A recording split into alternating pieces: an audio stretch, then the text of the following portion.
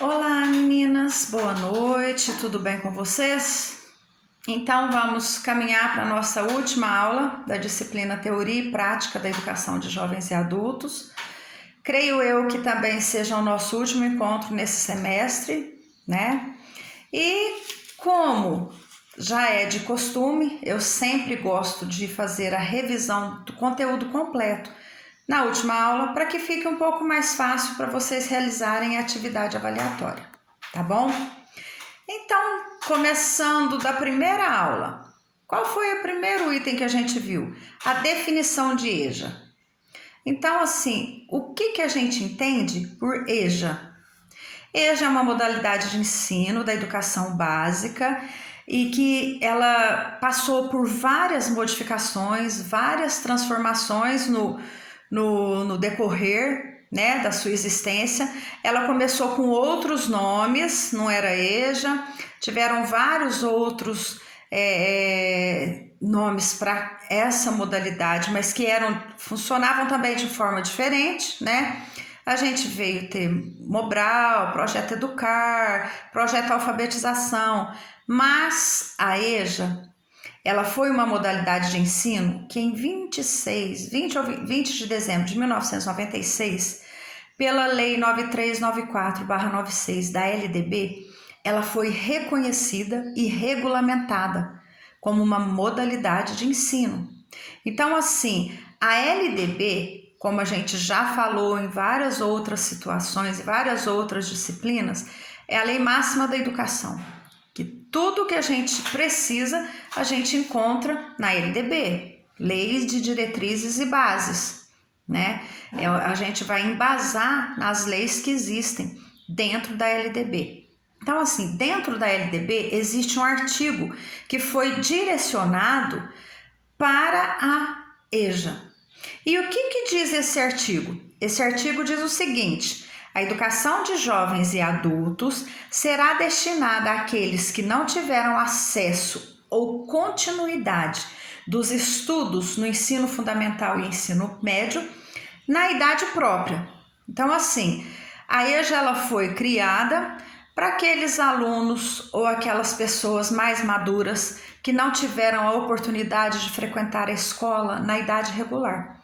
Muitas vezes por quê? Porque tiveram que abandonar a escola para trabalhar. Muitos, geralmente de zona rural, nunca tiveram acesso à escola. E os jovens e adolescentes também, que muitas vezes não conseguem concluir o ensino médio na idade própria, acabam retornando para a escola para concluir o mesmo na modalidade EJA, tá? E aí a gente viu também a quem se destina a EJA. Qual o público que a EJA abrange? Então, primeiro, aos trabalhadores que tiveram que abandonar a escola para poder conseguir trabalhar e se manter ou manter uma família, né? Aos aposentados, que muitas vezes nunca frequentou uma escola, e aí quando chega nessa fase de tranquilidade, porque já aposentou, acaba se retornando para a escola, participando da EJA. Aos jovens e adolescentes que já estão empregados ou estão em busca de emprego, né? Então, assim, muitas vezes eles deixam de estudar e vão trabalhar. E aí eles retornam porque eles precisam do estudo para poder conseguir algo melhor no seu emprego, né? Ou então, aqueles que nunca trabalharam vêm em busca de um sucesso e conseguir alguma coisa melhor para o seu emprego. E assim, aquelas pessoas com necessidades especiais. O que isso quer dizer? Não é que a gente vai trabalhar aqui com as pessoas deficientes, deficiente visual, não é isso. As pessoas com necessidades especiais é em questão de aprendizagem. São aquelas pessoas que apresentam uma dificuldade de aprender. Elas têm uma dificuldade maior do que as outras na hora de conseguirem acatar, receber algum ensinamento, tá? E aí nós vamos lá para frente um pouquinho. Como deve ser o educador da EJA? Como deve ser o professor da EJA? A gente falou muito nisso, é um ponto assim que pega muito e é super importante. Por quê? Porque o professor da EJA, ele precisa ter um preparo a mais para receber os seus alunos.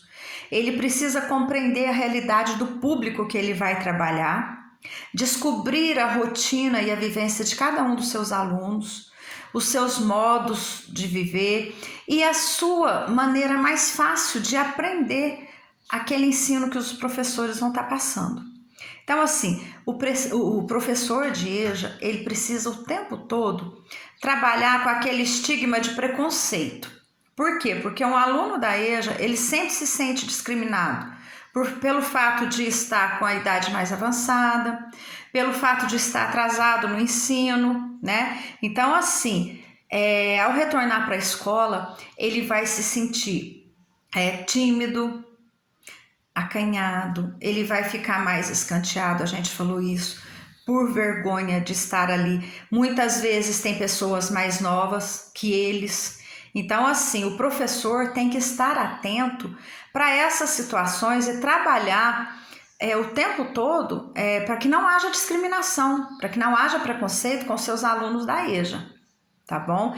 E o mais importante, ele tem que ter uma sensibilidade, o professor, para trabalhar o tempo inteiro a adaptação desses alunos dentro da sala de aula, porque eles têm uma dificuldade grande de se adaptar.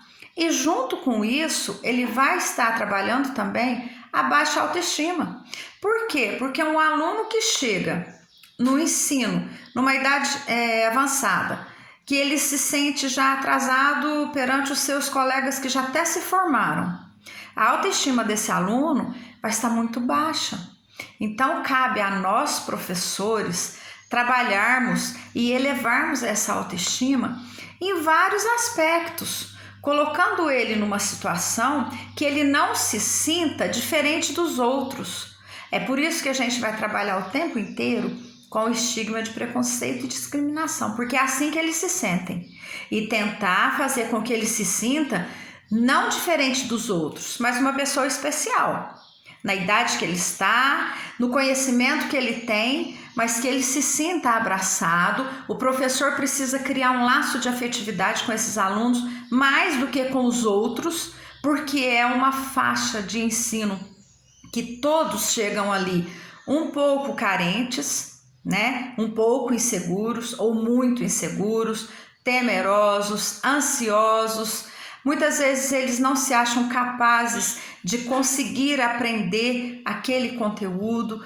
Tudo isso vai depender do educador da EJA. É por isso que eu digo que uma pessoa, um professor, um educador que vai trabalhar com esse grupo de pessoas tem que ter um preparo muito grande.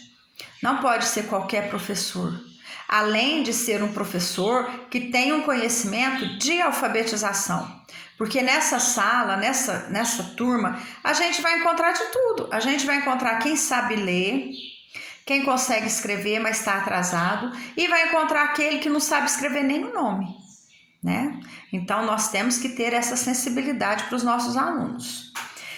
Como que é a EJA na nossa atualidade? Então, assim, a EJA hoje, ela vai possibilitar ao jovem adulto retomar suas potencialidades, desenvolver suas habilidades, competências, confirmar os seus conhecimentos fora da escola, que ele tem fora da escola, e possibilitar uma qualificação para esse aluno para o mundo do trabalho, tá? Essa é um dos objetivos da EJA na atualidade. Preparar para o trabalho e para a cidadania, que a gente já acabou de falar, né? Muitas vezes eles estão ali procurando uma colocação no mundo profissional. E trabalhar a cidadania por quê? Porque muitas vezes, muitos desses alunos não conseguem assinar o nome. Então, assim, chega no dia da eleição, eles querem ir lá votar, mas eles não sabem assinar o nome. Eles não se sentem cidadãos enquanto eles não aprendem a escrever o nome. Então, esse é o nosso papel, fazer com que eles reconheçam a sua cidadania. Oferecer aos pais e mães de família que sonham com um futuro melhor, novas perspectivas de vida. Então, assim, muitas vezes A turma que a gente vai trabalhar são pais de família, são mães, donas de casa que não tiveram tempo de frequentar a escola na idade certa e vem nessa fase aí fazer o seu estudo para acabar aprendendo várias coisas. O professor que trabalha com a alfabetização de jovens e adultos, ele precisa saber das dificuldades de manter o interesse desses alunos. Por quê? Para que eles continuem na escola. Porque muitas vezes existe uma evasão muito grande dos alunos da EJA. Porque eles vêm para a escola cansados, muitas vezes chegam atrasados. E isso acaba fazendo com que eles percam o interesse pelo estudo.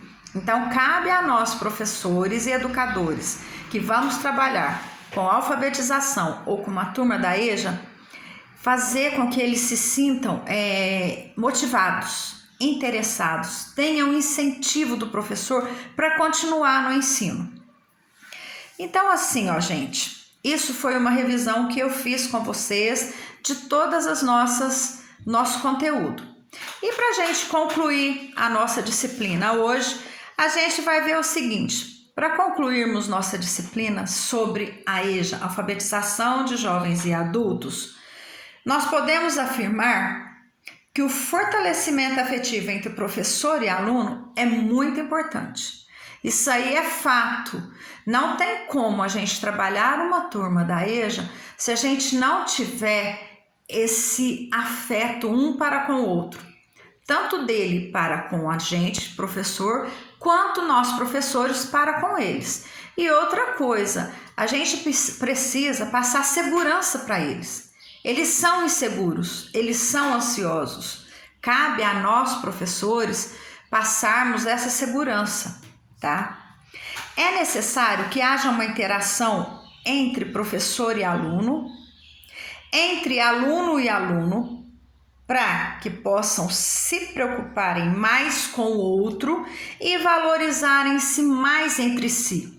Então, além de ter essa interação professor-aluno, é necessário que haja interação entre os próprios alunos, que um aluno acabe respeitando o outro, que um aluno colabore com o outro. Sempre vai ter aquele que tem um maior conhecimento em determinada disciplina, que tem maior facilidade em determinado assunto. Então, essa interação entre eles é necessário, porque a partir desse momento eles vão conseguir se autovalorizar e valorizar o companheiro. Tá? É necessário que cada um se sinta valorizado no seu conhecimento. Ninguém é menos que ninguém. Cada um tem um conhecimento diferente. Às vezes, um que não sabe ler tem um conhecimento da realidade muito maior do que aquele que sabe ler e escrever. Então, assim, cabe a nós proporcionar essa interação entre nós com os alunos e entre os próprios alunos, tá? Aí vem Paulo Freire, e ele tem um método de alfabetização que ele visa a libertação do aluno. O que isso quer dizer? Ele dá um significado especial a essa relação entre professor e aluno. Paulo Freire, ele preocupou muito com a afetividade e essa interação entre professor e aluno. Para ser um ato de conhecimento, para ter um conhecimento, é necessário uma relação de diálogo. Então, assim, tanto o professor tem que ter a chance de dialogar com o seu aluno, quanto ele tem que ter essa vontade de perguntar, de argumentar, de tirar as suas dúvidas. Então, assim, essa relação, quando eu digo a relação afetiva, não é só em questão de carinho, não. É uma relação também de segurança, de poder conseguir aprender através de perguntas, de argumentos, de tirar as suas dúvidas para com o professor. Aprender a ler e escrever não é apenas um simples gesto de memorizar sílabas. Isso aí é muito fácil. Isso aí, memorizar sílaba, a gente consegue com crianças pequenininhas, Com crianças novinhas, hoje a gente consegue fazer com que ela junte uma consoante e uma vogal e forme uma família silábica, né? Isso é fácil. Mas o que é necessário é refletir criticamente sobre o profundo significado da linguagem. Então, assim, não basta ler, é necessário entender e saber aquilo que você está lendo. Quem afirmou isso, de novo, quem foi? Paulo Freire. Paulo Freire diz o seguinte, é muito fácil você colocar lá na lousa uma palavra e soletrando primeiro as letras, depois as sílabas, juntando sílabas, formando palavras, até que essa criança leia. A hora que a criança lê, o professor pergunta para ela, vamos supor, a criança lê natureza. Ele junta as sílabas natureza. A criança acabou de ler, aí o professor pergunta, e o que é natureza? A criança não sabe. Então, qual é a dica de Paulo Freire? Primeiro, a gente apresenta a realidade daquela palavra, o conhecimento que se tem a respeito daquela palavra, para depois a gente trabalhar a alfabetização em cima daquela palavra. Primeiro tem que conhecer o que você vai ler, para depois você juntar as sílabas e fazer a leitura. Essa é realmente a alfabetização.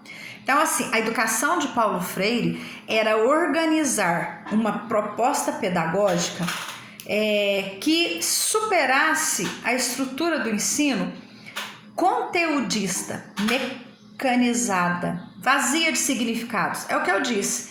Ele era contra essa história de jogar uma cartilha e fazer as crianças decorarem as famílias silábicas, decorarem alfabeto, decorarem as vogais, e no final das contas a criança não sabia o que estava falando. Então, assim, ele é contra, sempre foi contra esse método de ensino. É um método vazio, né? É por isso que eu disse, primeiro você precisa conhecer o que você está trabalhando lá na lousa para depois trabalhar a alfabetização, tá? Para Paulo Freire era mais necessário insistir na mudança de atitude. Por quê? Muitas vezes os professores tradicionais da escola tradicional, eles preocupam muito com as cartilhas, com abecedários e esquece de trabalhar com as crianças o concreto. Então, assim, vamos dar um exemplo. Você vai trabalhar com a criança a palavra natureza. Vou citar esse exemplo de novo. O que você vai fazer? Pegue a turma, sai lá fora, mostra as árvores, mostra o que tem ao redor da escola que faz parte da natureza. Tem muitas escolas que têm algo mais além de árvores, né? Tem muitas escolas que conseguem fazer uma horta, tem escolas que têm pomar, não é o nosso caso aqui, mas na Zilda que eu trabalho, lá tem, é pequeno, mas tem vários pés de várias frutas. Então, assim, leve essas crianças, leve a sua turma lá fora, mostre o que tem na natureza. Venha para a sala de aula, trabalhe em cima disso. Trabalhe o nome, pede para que eles façam um desenho do que eles viram lá fora, para que eles pintem com as cores que eles gostam. E aí você vai trabalhando até chegar na palavra natureza. Então, assim, a criança vai aprender a escrever natureza sabendo o que é. Esse é o verdadeiro significado de educação e alfabetização segundo Paulo Freire. Essa é a forma correta que ele enxergava a alfabetização. Aí, vamos falar o seguinte, Paulo Freire, ele foi o maior contribuidor para o desenvolvimento da EJA, tá? Ele foi o nome mais significativo que buscou, através de seus conhecimentos, um novo método para o ensino, que é esse método que eu estou dizendo para vocês. Não adianta ler sem conhecer e sem saber o que você está lendo. Primeiro você busca o significado do que você vai ler, para depois você realmente realizar a leitura. Porque aí a criança vai ter facilidade de aprender a ler e vai aprender com propriedade, porque ela vai saber o que ela está lendo. Ela não vai ler por ler. É o que eu digo para vocês, quando a gente estuda um conteúdo decorando, a gente até consegue, né? Vai, faz a prova. Passa 2 dias, 3 dias, você vai tentar lembrar e recordar o que você estudou, raramente você lembra. Agora, se você pega um conteúdo de uma disciplina que você vai fazer prova e você lê, interpreta, entende o que você está lendo, esse conhecimento que você adquiriu ali, você vai carregar para a sua vida inteira. Você nunca vai esquecer. Assim é a forma de alfabetizar segundo Paulo Freire. A criança vai conhecer o que ela vai aprender a escrever e a ler, para depois escrever e ler. A EJA, ela é muito importante para a recuperação do indivíduo, para reinserir ele na sociedade e resgatar o seu tempo perdido. Então, assim, a EJA veio para dar a chance desses alunos que se encontram afastados se reinserir na sociedade e resgatar aquele tempo que eles perderam, tá? Os educadores da EJA, vamos falar mais um pouquinho deles, precisam se embasar e embasar sua metodologia a fim de preparar um aluno reprodutor de ideias, formar um ser pensante, autônomo, que tem opinião própria. Isso é super fundamental, porque muitas vezes o professor preocupa em jogar conteúdo, e o aluno vai engolindo até engasgar, né? Por quê? Porque ele engasga porque ele não aprendeu nada. Chega no dia da atividade avaliatória de uma prova, ele não sabe nada, porque foi o conteúdo jogado. O que o professor tem que preocupar? Preocupar em criar um ser pensante que busque o seu próprio conhecimento através de um conteúdo que esse professor vai passar, tá? Ele tem que ter autonomia, o aluno tem que ter autonomia para saber, ó, esse assunto aqui tá legal, mas eu acho que eu vou pesquisar por aqui, eu vou por esse lado aqui, para que chegue no dia de um seminário, eu possa passar para o professor o que realmente eu entendi e aprendi. E fazer com que esse aluno tenha opinião própria. É o que eu digo, gente, cada um tem a sua opinião. Tem muitos professores que não aceitam isso. Isso aí é um ponto negativo de alguns educadores. Não são todos, mas tem aqueles que falam assim, ó, dê sua opinião sobre isso, numa atividade avaliatória. Quando o aluno fala a opinião dele, o professor vai lá e dá errado, porque o professor quer que ele coloque a opinião do professor. Isso não é ter opinião própria, né? Você tem que dar a sua opinião. É claro que dentro daquele conteúdo. É lógico que você não vai viajar na maionese, mas cada um tem a sua opinião. Se a sua opinião não estiver correta com determinado tema, a gente vai sentar, discutir para que você entenda mas a sua opinião vai ser respeitada, tá bom? Tem que ser respeitada e nós temos que levar o aluno da EJA a criar essa opinião própria. O aluno da EJA, ele precisa expressar seus conhecimentos, porque ele não é um depósito onde você vai jogando, é o que eu falei, vai jogando conteúdo até ele não conseguir entender nada e falar, não sei nada, não aprendi nada. Porque ele recebe muitos conhecimentos, mas ele não consegue expor os seus conhecimentos e as suas vivências, que é o que ele realmente conhece, e o professor não dá chance para isso. O professor tem que dar chance para que o aluno exponha os seus conhecimentos e a sua vivência no dia a dia. É necessário enxergar os alunos como sujeitos inteligentes que chegam na sala de aula com conhecimentos próprios, competências próprias, habilidades próprias, mesmo que eles não saibam ler. Mesmo que um aluno da EJA chegue na sala, não sabe ler e escrever, o professor ele tem que levar em conta todos os conhecimentos de vivência que esse aluno tem. Então, assim, não é porque o aluno chega sem saber ler que ele não tem nenhum conhecimento. É errado. Muitas vezes ele tem muito mais conhecimento com a vida lá fora do que nós, tá? E muitas vezes a gente vai conseguir aprender a trabalhar determinadas situações dentro da sala de aula de acordo com a história que esses alunos vão nos contar de sua vivência lá fora. Considerar que esses sujeitos, que são os alunos, já tiveram no passado uma tentativa de aprendizagem que acabou frustrada por algum motivo, nós temos que preocupar com isso o tempo todo.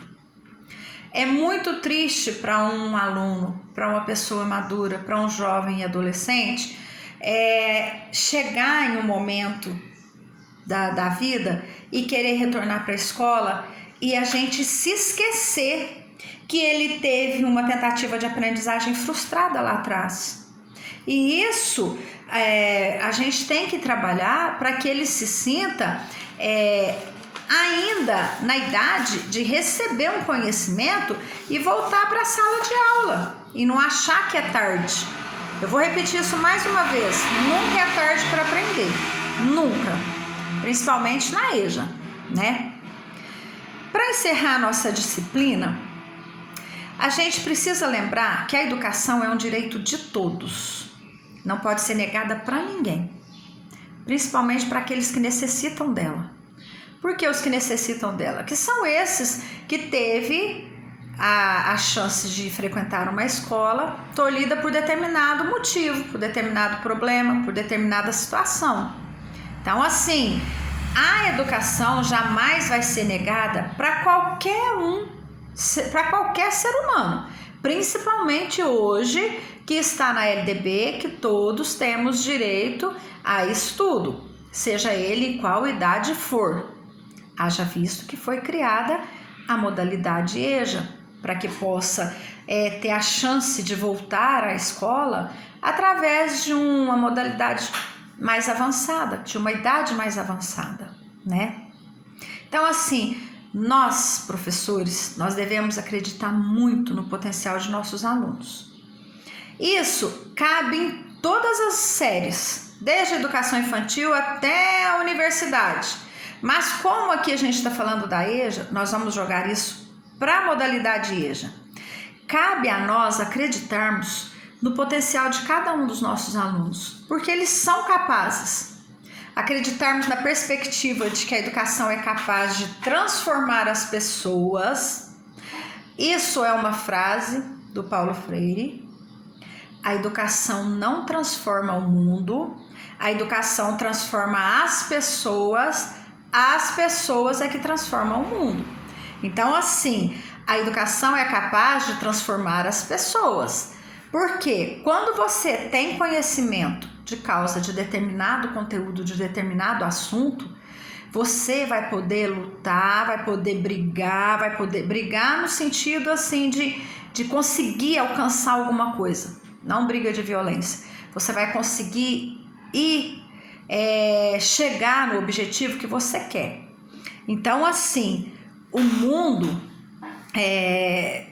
ele não transforma pela educação, ele é transformado pelas pessoas. E ninguém consegue fazer nada sozinho, isso aqui é fato, nem mesmo aprender.